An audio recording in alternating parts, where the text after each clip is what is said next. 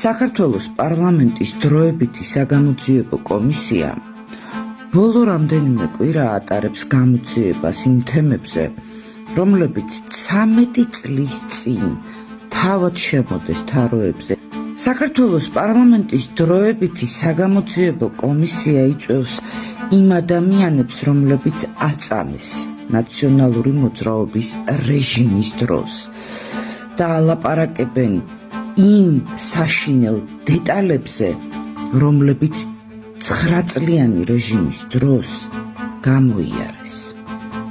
თუმცა საქართველოს პარლამენტის დროებითი საგამოძიებო კომისიის გამოძიებებიდან ქართულმა ოცნებამ გამოიტანა მხოლოდ და მხოლოდ ერთადერთი დასკვნა, რომ ნაციონალური მოძრაობა არათუ უნდა დასაჯოს, არამედ კიდევ ერთი შანსი მისცა არჩევნებში მონაწილეობის მისაღებად.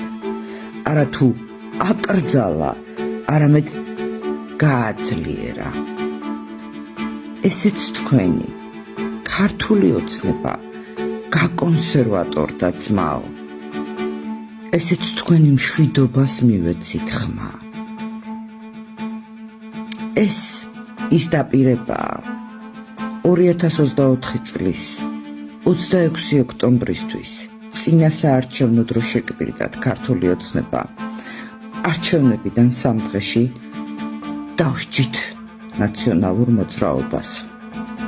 Deep State-მა დაგვავალა ძმაო.